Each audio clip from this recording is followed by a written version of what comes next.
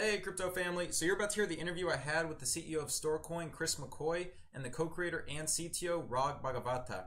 Now, Storecoin is the protocol that I believe will be the most successful in 2018, and they have a team and work ethic unlike any other. They also implement the dynamic proof of stake algorithm, which you'll hear about in the interview, and they're working on things that no other protocols are working on. So I think you'll enjoy this interview a lot. My voice is a little muffled, but Chris's voice is crystal clear, so you shouldn't have a problem hearing him. And I also have everything in the description below, including the transcript. So if you enjoy the interview, please give the video a like, comment if you have any questions, and subscribe if you haven't. Thanks for watching. All right, so here we are with John Luke, Crypto Data on the Twitter. We'll turn it over to you, John Luke. Okay, Chris, thanks for having me. So today we have Bhagavatha, the CTO and co-creator of Storecoin, and then Chris, the CEO of Storecoin. Now, what exactly is Storecoin, and who are the team members behind it? Yeah, so Storecoin is a zero-fee, high-throughput, truly decentralized cryptocurrency with a governance that's inspired by the United States checks and balances. We think of it as an enterprise-grade governance that injects trust into these complex crypto networks that can potentially induce higher amounts of transaction volumes from governments, banks, Fortune 500 companies, and beyond. So the team is myself, Chris McCoy, Rag, our CTO, and we have about 14 others working on various components of the project and the protocol: marketing, engineering, communications, research, economics, back office work, legal, lots of lawyers, and really just phenomenal group of advisors who help steer the project and our research and sort of our decisions on a weekly basis. And those advisors include Ari Paul, the Chief Information Officer at Block Tower Capital, Stephen McKeon, who helps with economics, finance, strategy, who's the professor of finance at the University of Oregon, Mark Ramberg, who really helps with platform. And one of our announcements is we're in the early processes of spinning up an ecosystem fund to seed the Storecoin ecosystem. And Mark will be instrumental in that. Nate Lubin helps with communications and general governance related to strategy. And Nate was previously the director of social media marketing at the White House for President Obama. And Noah Ruderman, who is a technical advisor who works very closely with Rag and myself on development of and the research behind BlockFin and our protocol dynamic proof of stake. And we have a number of investors who kind of behind the scenes are very helpful and strategic to our aims to build a zero-fee payments infrastructure for the global internet. Now, I know you mentioned zero fees as one of the big things that sets Storecoin apart, but what other stuff sets Storecoin apart from other protocols in the space? Yeah, Rag, you want to take that one with regards to decentralization and high throughput through BlockFin? One of the things that sets us apart from other blockchain projects is the notion of decentralization and the high throughput. These are typically on the two different ends of the spectrum. If you have a highly decentralized system such as Bitcoin, it comes with a penalty of low transaction throughput. But if you have a very high throughput, like any private or permissioned network, you will actually have no decentralization at all. It's all controlled by a few individuals or few large corporations. So what we want to do what we set out to do at Storecoin was to have these two concepts which are at the different end of the spectrum to bring together, so you can actually have high decentralization as well as high throughput. And we do that with allowing parallel block creation in a pipelined manner, so that multiple blocks could be assembled and validated concurrently without actually affecting the throughput or the one of the biggest issues with such approaches is the double spending attack. The protocol actually handles that, so we can allow parallel block creation. So this is basically the true decentralization and high throughput is something that differentiates us from other projects in this space. Yeah, and I'll add to that. With our consensus engine Blackfin, we did a very deep study, 62 different consensus engines, to understand how we can make high throughput and true decentralization exist in the same protocol. And we were able to, out of that research, invent Blackfin. And that's a consensus engine that is built by Storecoin, invented by Storecoin. It's a very original invention that's being built now, and we'll go through extensive security testing and other forms of testing before we release it live, the blockchain live. But what makes this unique is we sort of tell this comparison. We go back to the days of oil. And when oil first came out of the ground, its primary use case was kerosene to light light bulbs. It sort of replaced whale oil and gave America, eventually the world, light all throughout the day. And that helped pave the way for the Industrial Revolution. The challenge with oil was, now we know that oil produces all sorts of products, rubber, asphalt, you name it. But the big one is gas.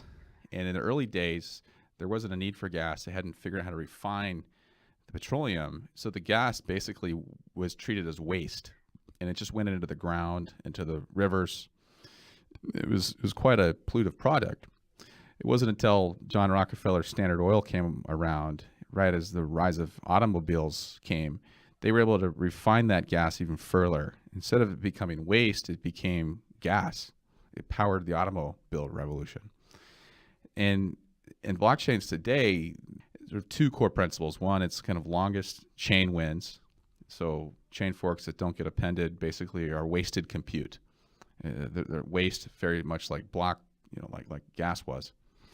And number two is they have sort of a one block at a time approach. And that results in just lower throughput. So wasted compute, wasted energy, wasted electricity, and just as one at a time process. With Blackfin, our big invention is being able to take those chain forks that don't get appended to the longest chain, and immediately, as the current block is finalizing, take the next set of incoming transactions, and start appending those to those, what used to be waste, to those chain forks to start composing the next block. And instead of doing that one at a time, we do that through a three-step process that all kind of help that happen in what we call a pipelined approach, kind of a parallelization.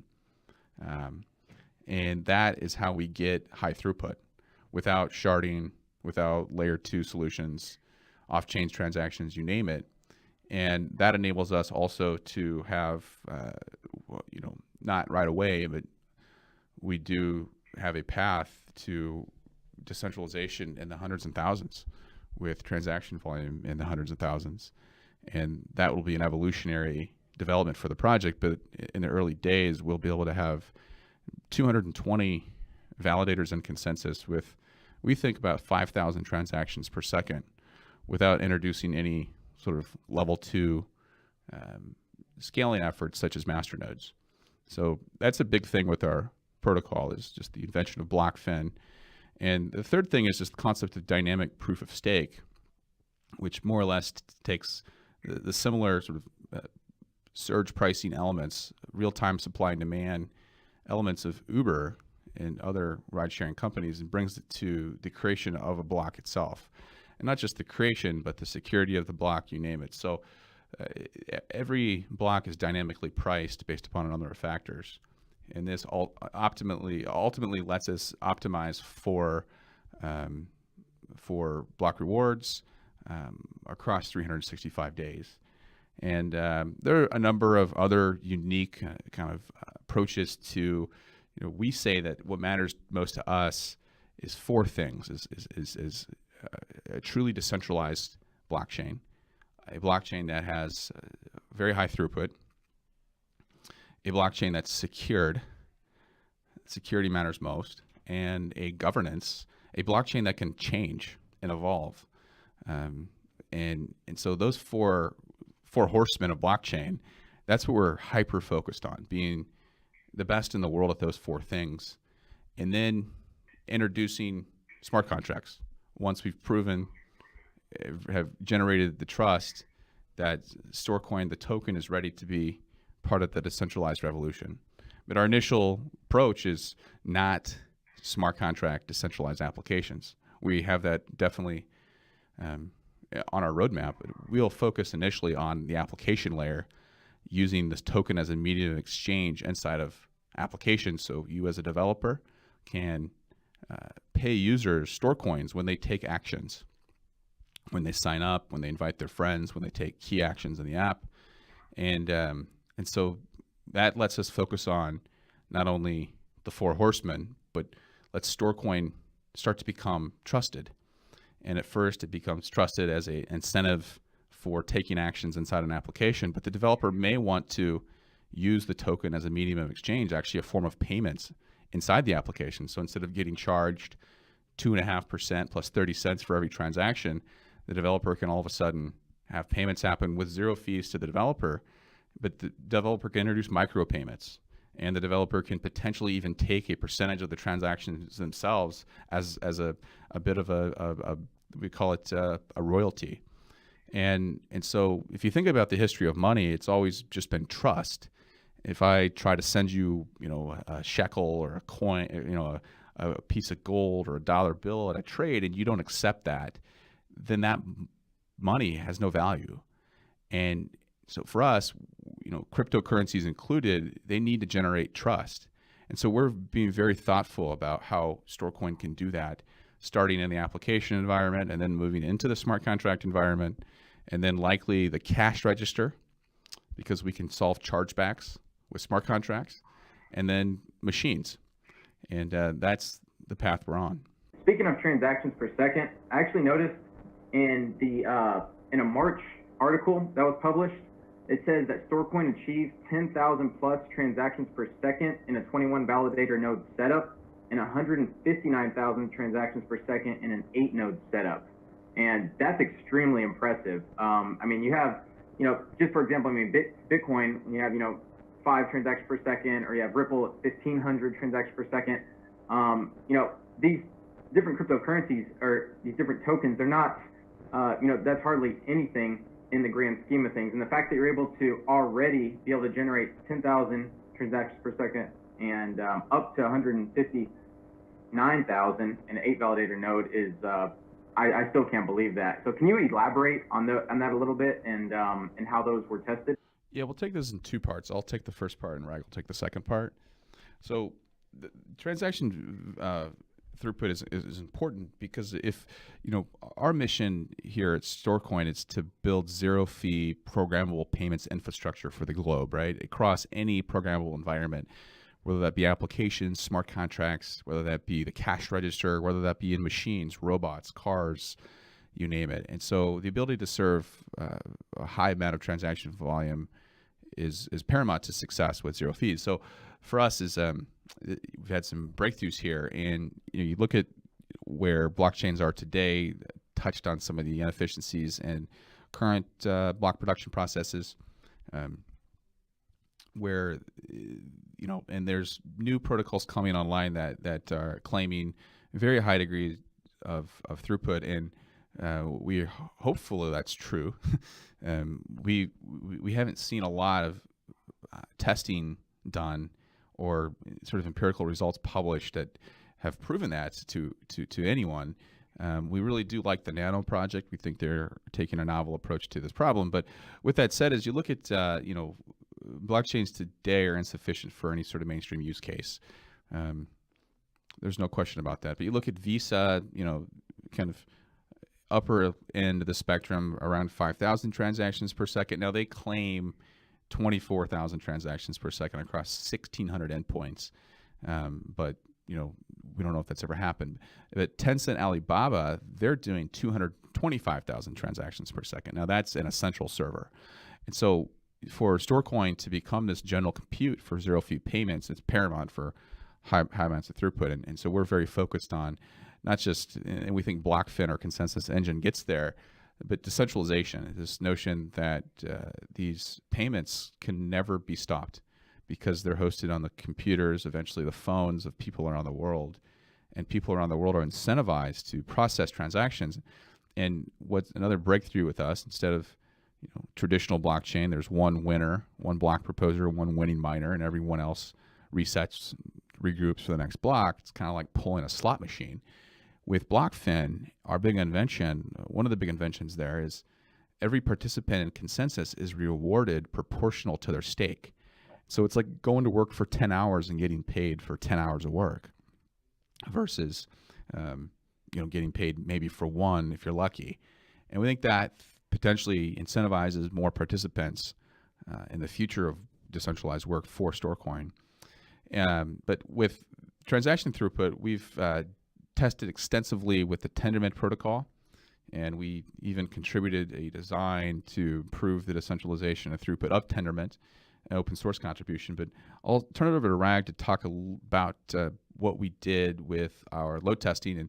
And one thing I will note is BlockFin, we think, will have much higher transaction throughput with much more decentralization. And we'll be releasing tests for that in the fall. Wow, thank you. That's great, and it gives a great explanation. It's exactly what sets Storecoin apart and how you are implementing those zero fees and high transactions per second. Yeah, I'm going to have Rag dive into our test setup. Yeah, in this test setup, this is basically the first version of DIPARS, which is based on Tendermint. What we wanted to do was to study the traffic patterns to model the real world setup, so that we can actually be confident of the throughput that we are going to publish. When we started the test early on, we noticed that the validator nodes are not really loaded. They could actually take a lot of transactions in, but they were actually not. So the early throughputs are fairly low, not because the validator nodes are not capable of taking more transactions, but because they were actually underutilized in terms of how the blocks are created and how the blocks are validated. So then we actually ran a series of tests which are available on our GitHub repo. We noticed that when you actually send the transactions in batches, what we call as a burst mode, we actually noticed that the resulting throughput is fairly high, and that's actually representative of how the transactions come in real world, especially when you have large merchants participate in the network and you have transactions coming from all over the world. So they don't. Sometimes they obviously do trickle in lower rate, but most of the time the transactions come in bursts, and this is basically the model that we tested with both the 8-node setup and the 21-node setup. And all these nodes are geographically distributed across US in multiple AWS zones. And in the 8-node setup, it was a single burst of transactions that are sent to all the 8 nodes, and we measured the consensus throughput. And in the 21-node setup, it's actually a consecutive 50 bursts of small transactions, and then again we did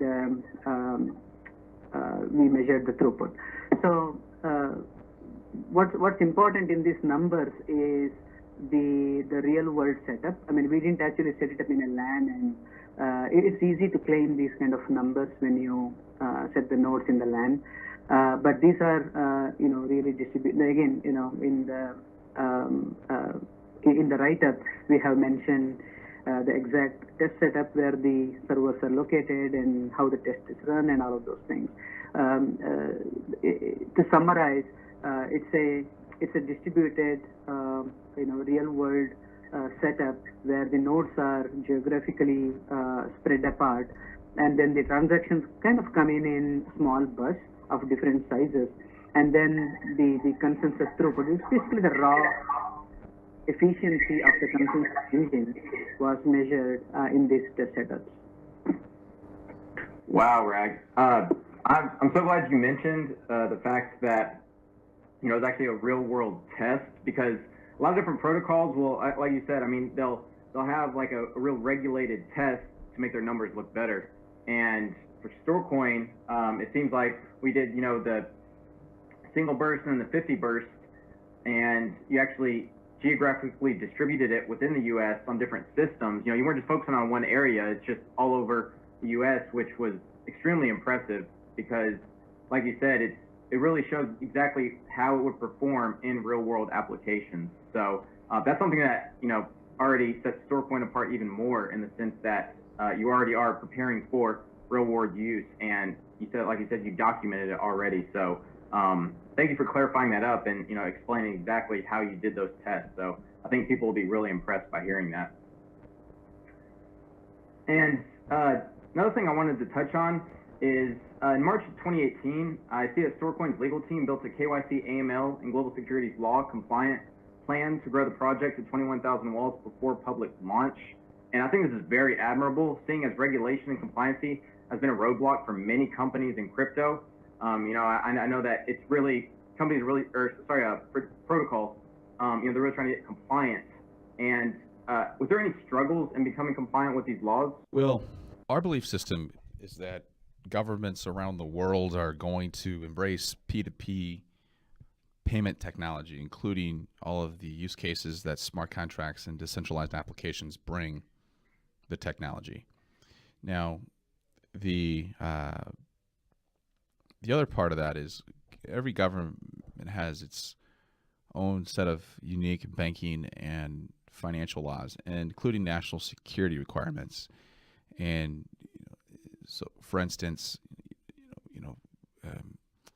in America, they don't let American banks do business with people from Cuba, because Cuba is an enemy of the state. And so every bank in America is required to have very strict anti-money laundering and KYC plans in place, which requires having customer data on hand. So what that looks like in the blockchain space, specifically for Storecoin, is we believe that countries are going to embrace this technology. I mean, I'm having conversations with countries all the time now through some of the work I'm doing with the World Economic Forum and just generally being in the space. But they won't do it by they won't sacrifice innovation for security and for compliance. So we see what's required is within the nodes themselves, if a transaction comes in to a certain IP and it's connected to a certain country, certain jurisdiction, that the protocol can prevent countries that are enemies of that country from processing and being part of that transaction. Which that way that looks like is that happens software level itself, and that gives the country basically assurance that that Storecoin's not violating their laws and their requirements. And we think that this gives Storecoin the ability to, KYC, global KYC, AML compliance for our decentralized workers. So Storecoin's permissionless to work on, but you do have to give KYC and AML data, so we have that on file, and that can be encoded into our rules engine. That it gives Storecoin the best chance to get deeply integrated into the financial and banking infrastructure around countries around the world. And for mainstream use cases to get into the cash registers, into the future machines, this is required. And so this is a unique take that we have as a team on compliance, while also not sacrificing decentralization, not sacrificing the permissionless aspects of peer-to-peer technology. But we do think it's required it's going to be required for mainstream use cases. Now, for us, we've, the very, steadfast compliance with the SEC and the SEC's requirements, and also are, very adamant on building a decentralized project and getting decentralized participation. And so we've been coming up with some really novel ways to get folks in our community Storecoin token packages for doing off-chain work, also getting them t-shirts so they can represent the Storecoin vision in their cities and towns around the world.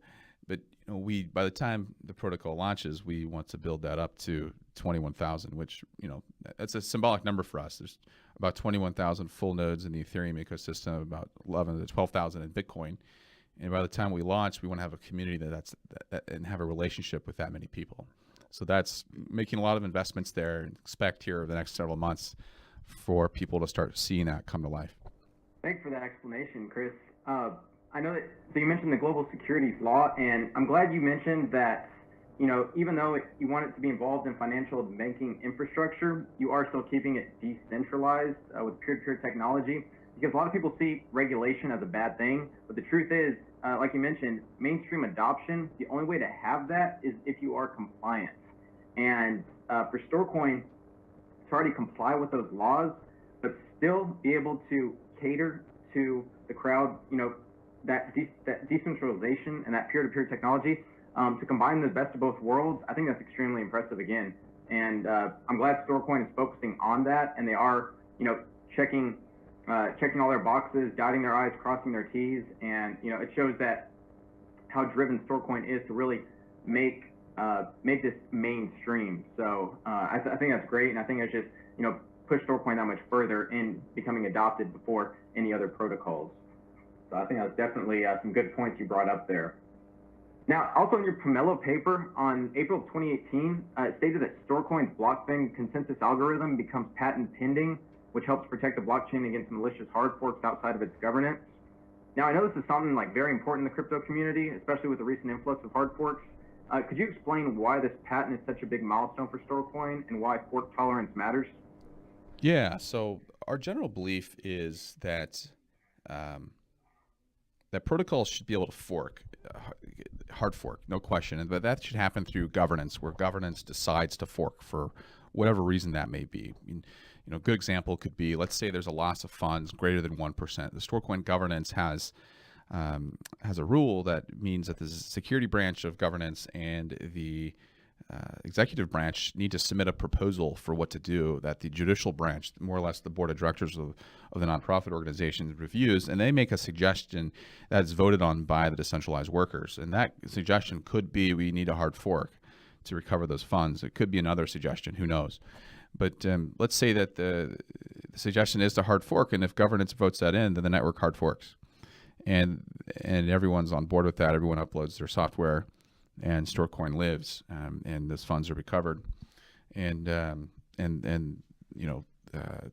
so there's a path for a hard fork. But at the same time, we look at crypto networks in their very primitive early stage, where kind of fork only, or sort of fork for freedom, is not necessarily. It's adding necessary inflation into the markets, and is a bit hacky. And it just represents sort of primitive, it's not enterprise grade governance. And large corporations, Fortune 500 companies, are not going to want to put $10 million of transaction throughput for real use cases into protocols until they can ensure an enterprise grade governance. So the ability to fork within governance is something that is very important milestone, called principle of Storecoin's governance. But let's say that we have a malicious hard fork. Somebody wants to come in and take Storecoin's technology and hard fork it, and to kind of add inflation. Storecoin will have the patents on its technology to go after that malicious hard forker, because if the network wants to fork, it will fork. It will make that decision. And so, but at the same time, all Storecoin technology will be fully open sourced for any industry to use. And we definitely think that our innovation with BlockFin, specifically the ability to get high throughput and large amounts of decentralization, is important, and it could actually help the government industry. It can help the industry of supply chains, the industry of science, and we hope that our technology does. But if the technology is used to create another version of Storecoin, dynamic proof of stake, then the protocol will protect its network of of wallet owners, an ecosystem, and go after them. How you're able to go over malicious hard forkers, but at the same time you are fully open source, so you can help companies with their supply chain and science and those different avenues. So that kind of goes back to the point where I was mentioning that it helps it become mainstream in the sense it is open source, and then you are providing security, so companies are feeling safe if they're using it, especially with the dynamic proof of stake consensus algorithm. So I thought that was definitely some great points you brought up there. Perfect. Well, thank you, Chris. I appreciate you taking this interview. And just one quick thing, how can people reach you? Twitter, Telegram, Discord, Facebook? Yeah, I mean, pretty heads down, working all the time. But Twitter, pretty active on Twitter. And you follow us at Storecoin on Twitter. We have a Telegram, t.me/Storecoin, where it's slowly building. And again, Chris, thank you for this interview. I really appreciate it, and I think everyone will enjoy watching this. So it's a pleasure. Awesome, man. It's good talking to you, John Luke. Thank you, and it's great to have you part of the community. Thank you. Thanks, man. Have a good day.